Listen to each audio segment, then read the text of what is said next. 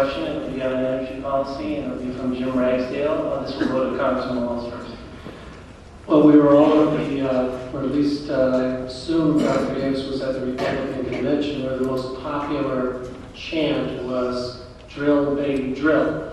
But gas prices then were about, what, $3.70, $3.80, now they're about $1 less. So I wonder to what extent the pressure is off or is lessening to some extent to do something. My question is a simple one. In what ways are high gasoline prices bad, and in what ways are high gasoline prices good? Councilman Walz. Well, for the average worker, their high gasoline prices are never good. It's difficult to get to work, and they're making choices. If it did anything in this, it was for us to realize we had an energy policy that was crafted behind closed doors, an energy policy that was focused simply on fossil fuels, and an energy policy that didn't take into consideration, and this is not just this administration, the Clinton administration didn't do much to move us forward. We've been having this discussion for 35 years. This nation can take control of our energy needs. It's a national security issue. We need to get away from the magnet of fossil fuels that are a magnet for war and conflict.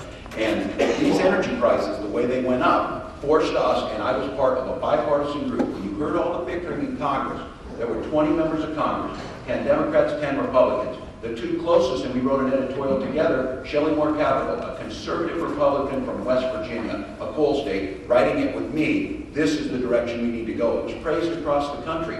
Increase drilling in a responsible manner, increase our use of coal, and use our technology to capture and sequester to make it as clean as possible, but transition to the alternatives that need to be there, incentivizing alternative energies like the cellulosic ethanol that we know are the second or third generation, wind generation, making sure that we're putting things into that. When we do that, we're going to create the jobs. That student who graduates from Slayton High School can go to Minnesota West Community College out in Worthington and get a degree in wind turbine repair. That's going to create a good job. That student can stay and raise a family. We're going to have energy independence, and we're going to move forward. So the high prices forced us to get to that point. It also made us realize that this narrow policy of fossil fuel only was not the way to go. That's why I worked on this policy that would get there. And when we put the bill onto the floor, the Republicans offered the bill that I was one of the key authors of to come to the floor. We passed another similar bill, and I will go back and continue to work for what we need to do.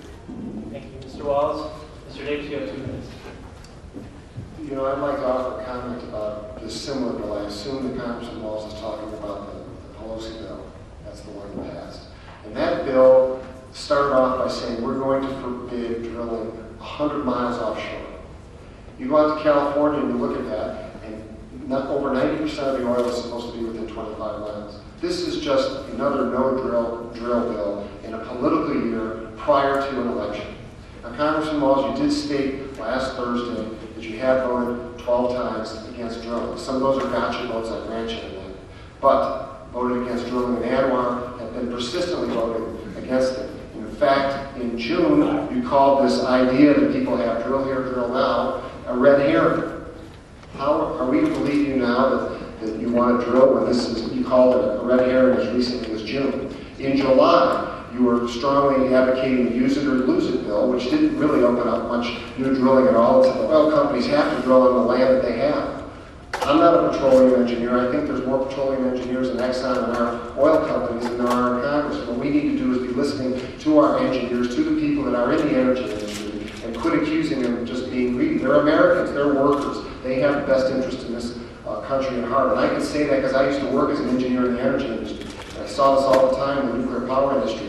People in the press, people in politics who have no background in it, very little training, telling people how we're going to solve this energy crisis. We need to rely on people with the background in science and technology to really answer these questions and get away from this political spin. So, what do I think with gas prices? I think high gas prices are bad.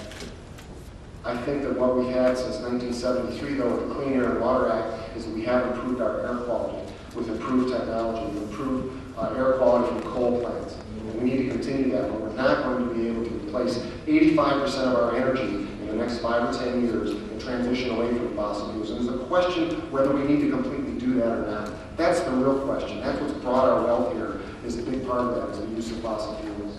Thank you, Mr. Davis. Mr. Walz, you have 1 minute. Hello? Well, the last time we listened to the oil companies only in our energy policy, you know what we got.